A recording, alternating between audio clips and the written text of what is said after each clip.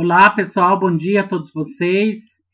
Nós estamos dando início aqui a mais uma videoaula. Nesta aula de hoje, nós iremos falar sobre a geopolítica do Oriente Médio. Nós iremos discutir aqui, ao longo desta aula, como que se compreende essa conjuntura, de organização geográfica e política do Oriente Médio. Quais são os aspectos físicos, econômicos, culturais, que envolvem aí essa área, que nós chamamos então do Oriente Médio. Nós sempre falamos do Oriente Médio, mas encontramos uma grande dificuldade de nos localizarmos geograficamente, sobre o Oriente Médio. E sem contar que o Oriente Médio está sempre, aqui, nos telejornais, falando dos conflitos políticos, religiosos e sociais, aí presente nos noticiários. Então, nós iremos aqui discutir, então, um pouquinho dessa geopolítica, dessa conjuntura que compreende, então, o Oriente Médio. Então, o Oriente Médio, ele é uma região que ele envolve países do oeste da Ásia e do nordeste da África. Grande parte desses países são banhados pelos seguintes mares e oceanos. Nós temos o Mar Vermelho, o Mar Mediterrâneo, o Golfo Pérsico, o Mar Negro e o Mar Cáspio. Então, são todos esses mares que banham, então, essa área que vocês estão vendo aqui no mapa, que compreende, então, o Oriente Médio, que é uma região que ela envolve aqui o oeste, de países asiáticos e o nordeste da África, pegando, então, essa parte nordeste dos países africanos. Aqui vocês podem observar um mapa físico, do Oriente Médio, Vocês podem observar os pontos mais altos, aqui, que é lá na Indonésia, aqui os montes Zagros, que também é uma região muito elevada, até lá embaixo, a região, o Planalto da Arábia, aqui como região extremamente altas, elevadas.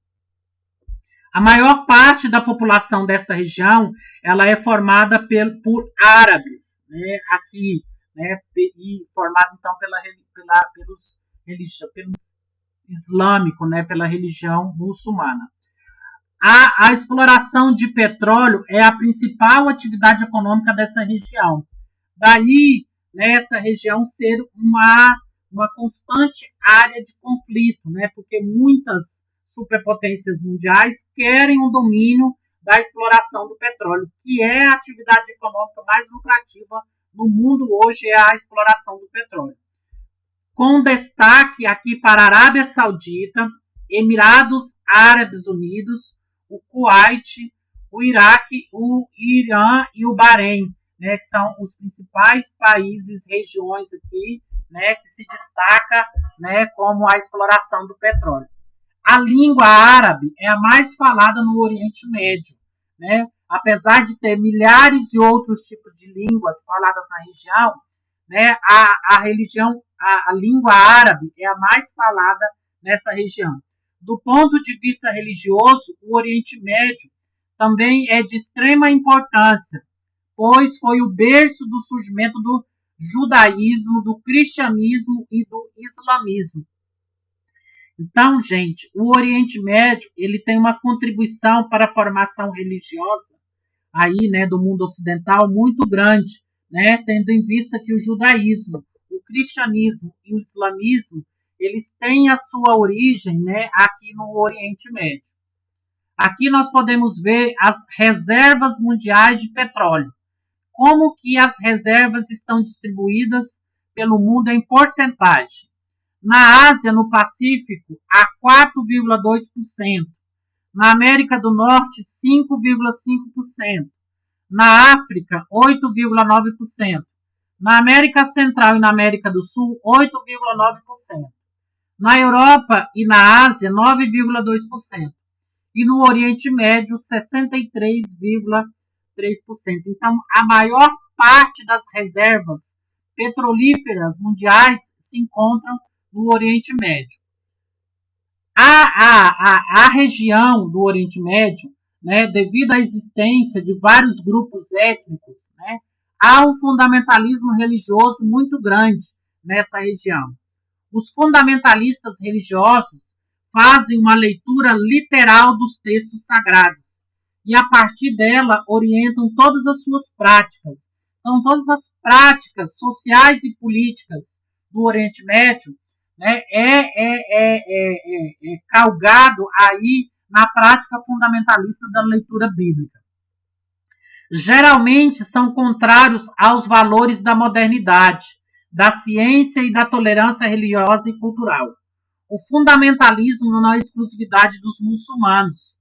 Existem fundamentalistas judeus, protestantes e católicos, né? Então, o fundamentalismo ele não está presente somente, né, nos muçulmanos, mas em outros segmentos religiosos, que são aqueles, né, que são contrários à modernidade, né, são contrários às ciências e que não tolera aqui, né, a outros tipos de religião ou cultura.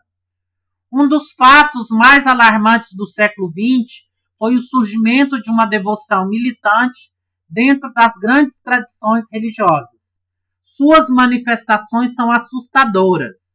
Seus adeptos fuzilam devotos no interior de mesquitas, matam médicos e enfermeiras que trabalham em clínicas de aborto.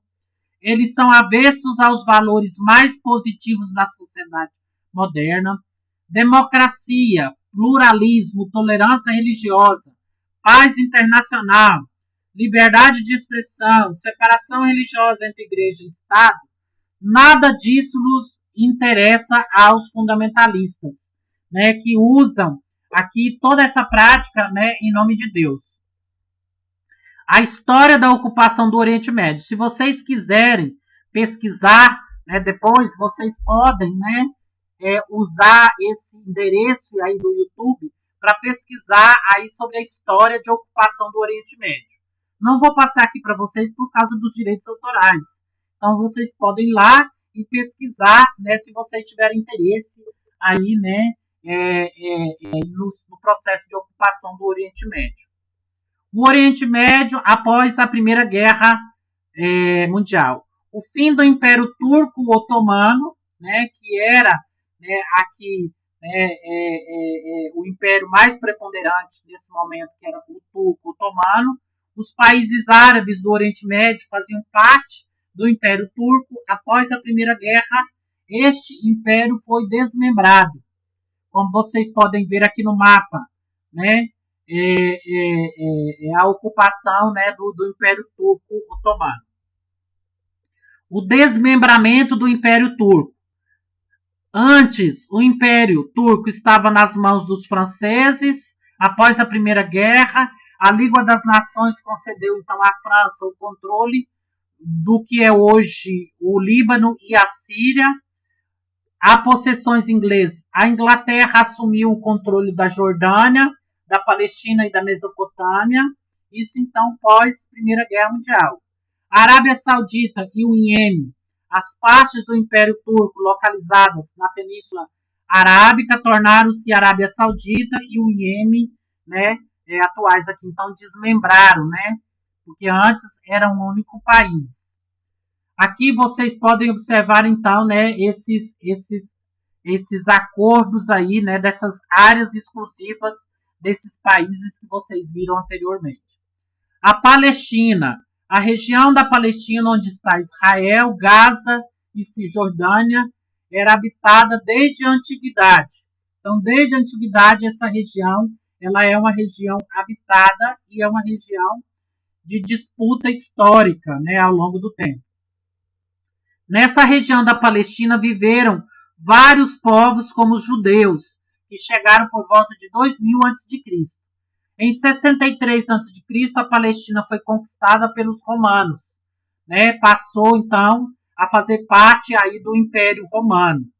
Depois da queda de Roma, ela foi invadida pelos persas e depois pelos árabes, em 634. Em 1516, a região passou a fazer parte do Império Turco Otomano, até o final do século XIX. E aí nós vamos falar agora o início dos conflitos nessa região da Palestina e do Oriente Médio, que é uma região de constantes conflitos étnicos religiosos.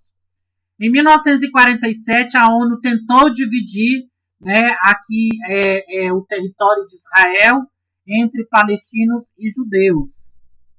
Porém, né, se tornou aí, né, um grande conflito. Em 1948, nós temos então a criação do Estado de Israel.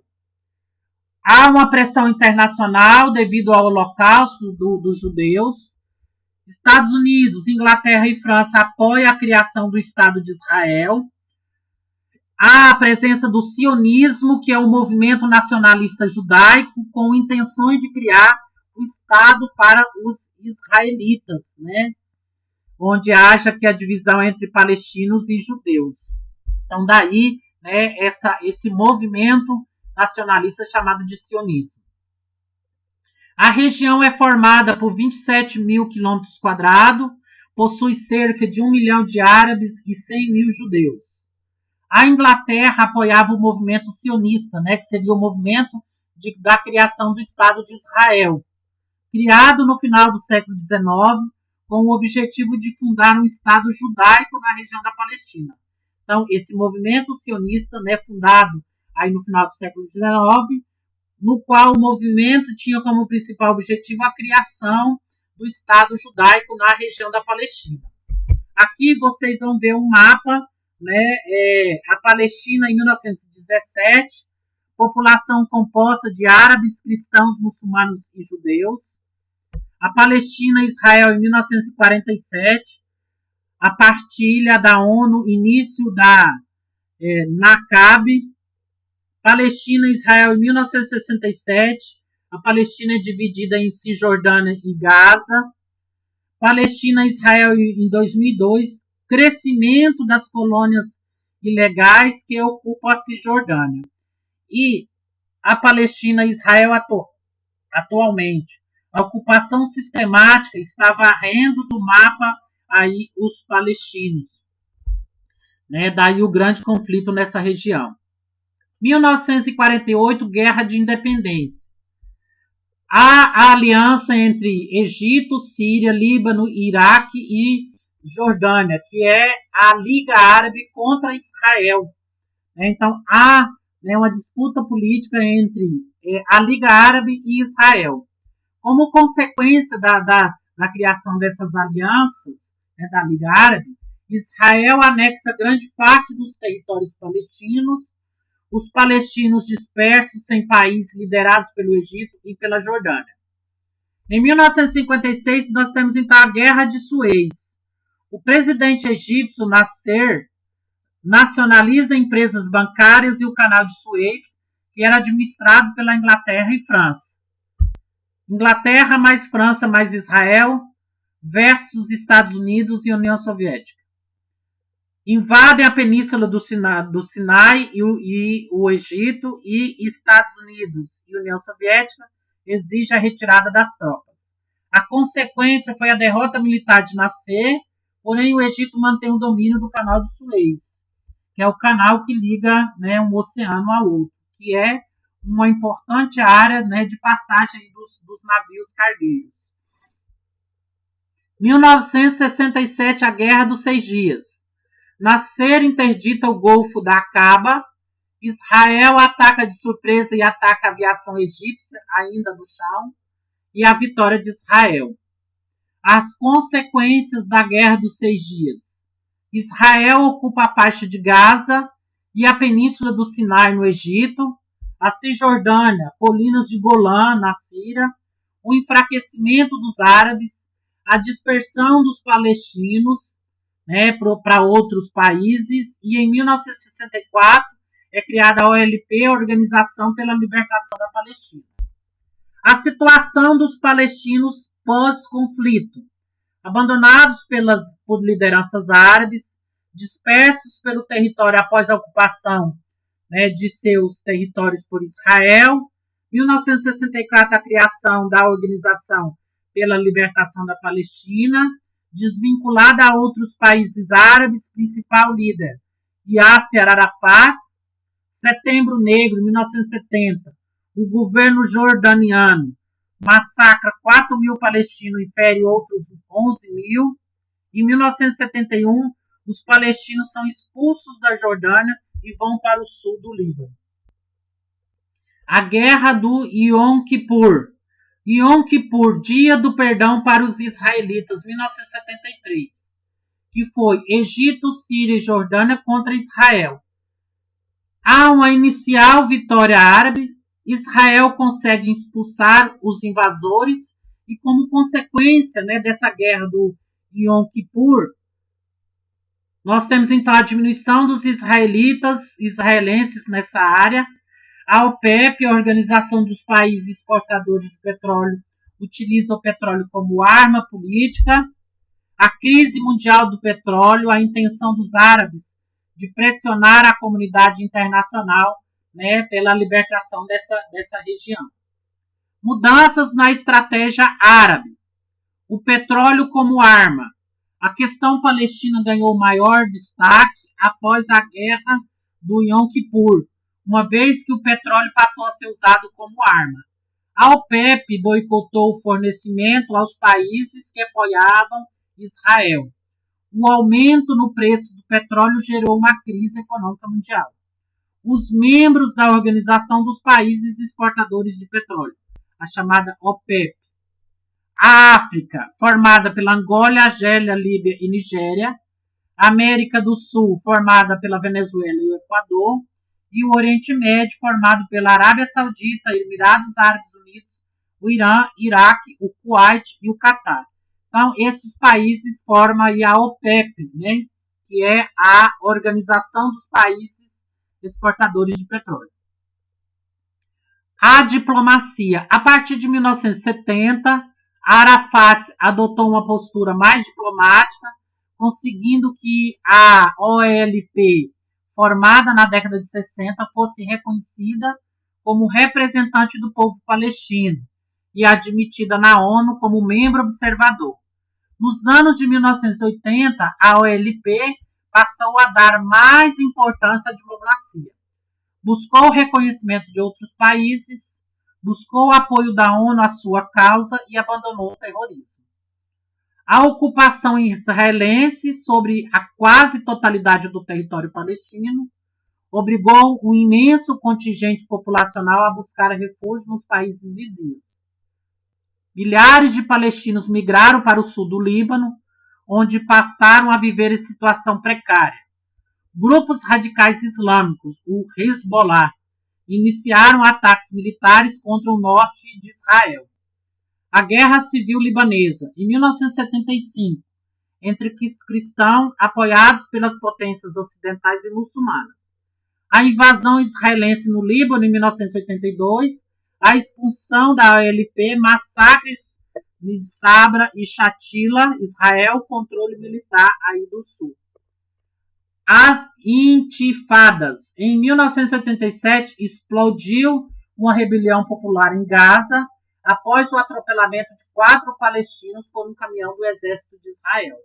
Adolescentes munidos de pau e pedras enfrentaram os soldados israelenses.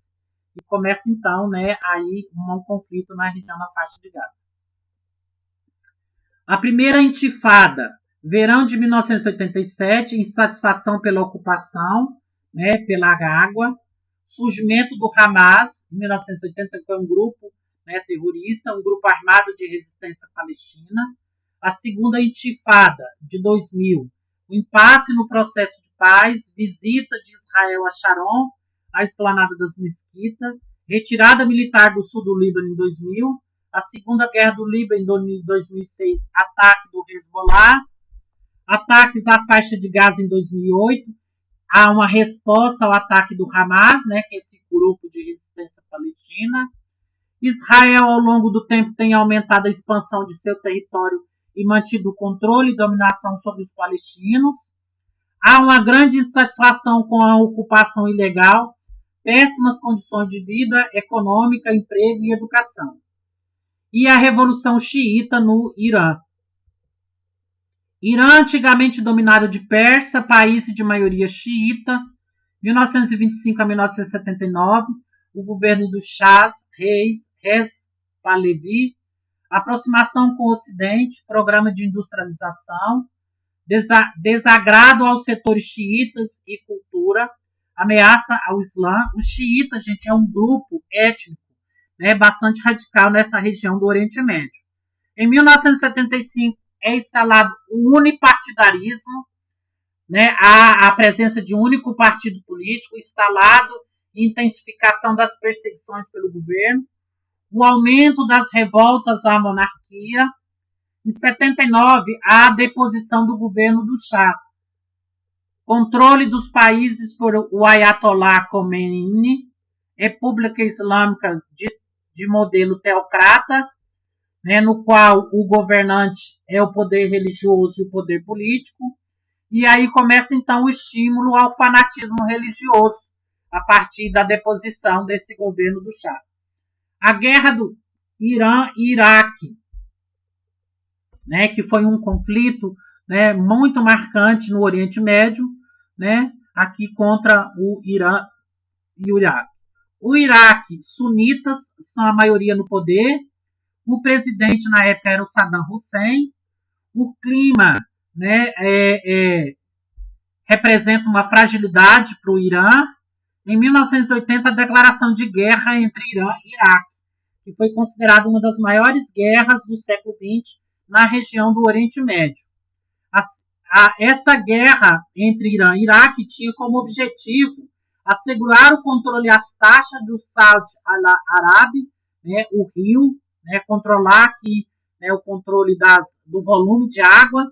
Né, então, o conflito entre Irã e Iraque foi por causa da posse, né, da água, por causa dos territórios petrolíferos, o controle político do Muro Árabe pelo Saddam Hussein e debilitar a influência dos xiitas no Oriente Médio, que é esse grupo, né, étnico aí existente no Oriente Médio. O avanço iraquiano na fase inicial do conflito, eles têm o apoio americano, né, o Iraque, a União Popular Iraniana contra os invasores.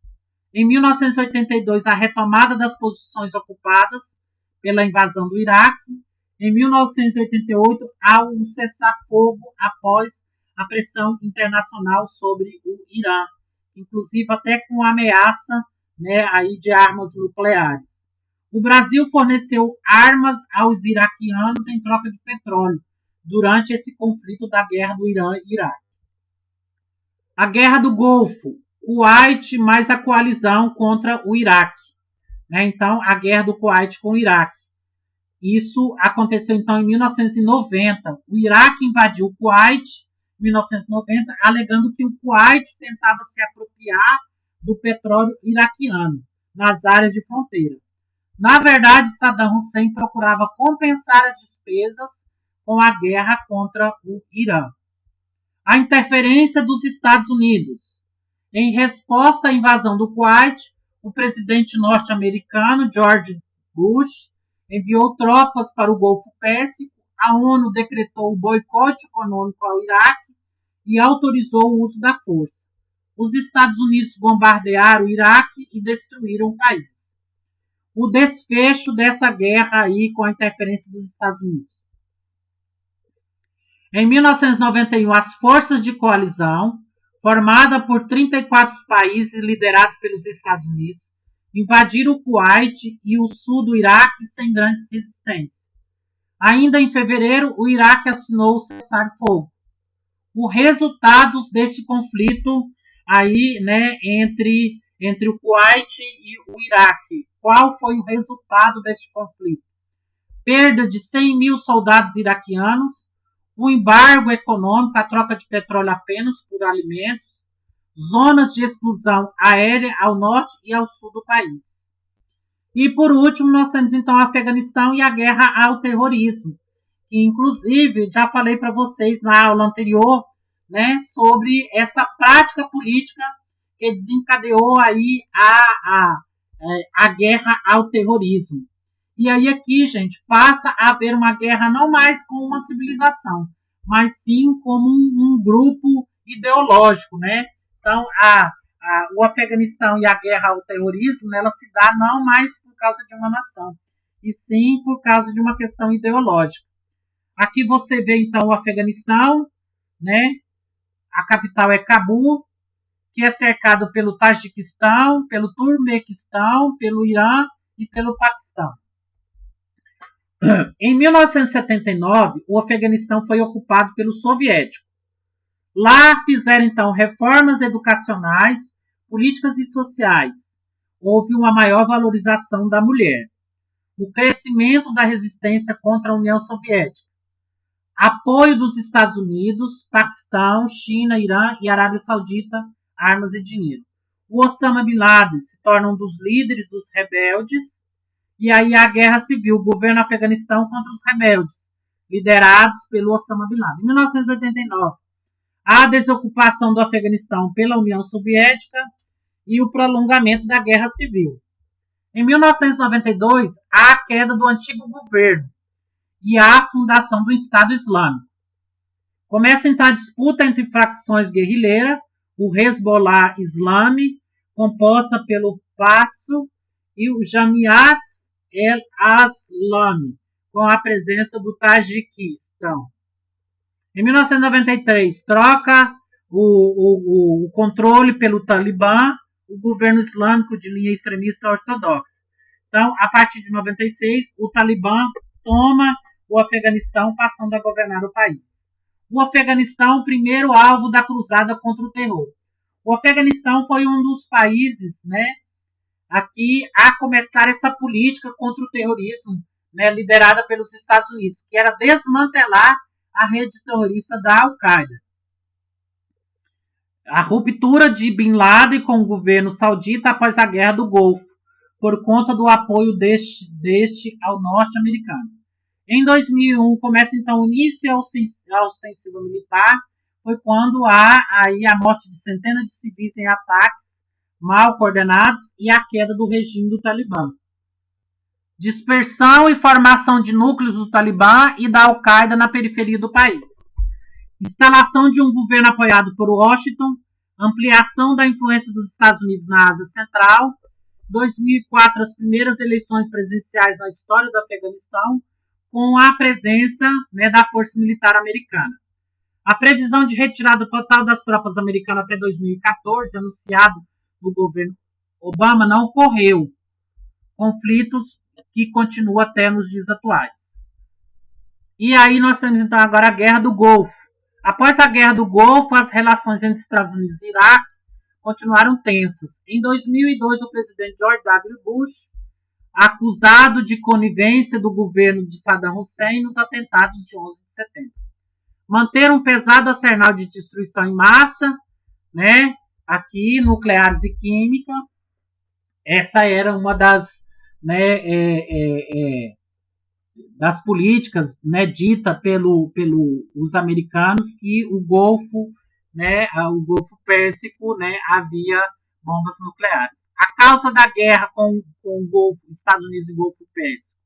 O presidente Bush exigiu da ONU uma ação efetiva para desarmar o Iraque, porque o presidente estava afirmando que o Iraque tinha bomba nuclear. Ele então afirmou que iria atacar Bagdá caso o governo iraquiano não cumprisse as resoluções das Nações Unidas e a destruição de armas nucleares. Em 2003, contrariando as decisões do Conselho de Segurança da ONU, a coalizão anglo-americana iniciou uma guerra contra o Iraque, chamada então aí a Guerra contra o Terror. Deposição de Saddam Hussein ainda em 2003, a ocupação de campos petrolíferos iraquianos, a inexistência de armas de destruição em massa. Depois eles chegaram à conclusão, né, de que o Iraque não tinha armas nucleares. O país então mergulhou numa guerra civil entre sunitas e xiitas. O saldo da invasão foi o crescimento de ações terroristas, conflitos entre grupos islâmicos rivais e o surgimento de grupos independentes. Precariedade e destruição da infraestrutura, como água e milhões de mortos. Os benefícios econômicos auferidos no período da guerra. A economia dos Estados Unidos beneficiou-se com a guerra aqui com o Iraque. Se no período pós-guerra já que as empresas americanas firmam contratos de construção de estradas, ferrovias e complexos de comunicação. Cogitou-se que os Estados Unidos buscaram, por meio da guerra, controlar o petróleo do Iraque. Então, naquela época, né, surge o boato, né, aqui cogitou-se que o principal objetivo dos Estados Unidos era controlar, né, as áreas petrolíferas do Iraque, né, porque como, né, não havia, né, descoberto armas nucleares, né, chega-se a cogitar de que os americanos queriam então o controle do petróleo naquela região.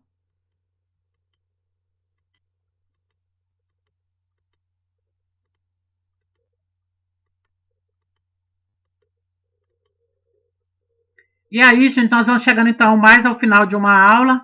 Na próxima aula, né, se possível, eu contorno aqui, eu continuo com vocês, retorno novamente com vocês, né, trazendo aqui mais análise desses conflitos geopolíticos aqui do Oriente Médio.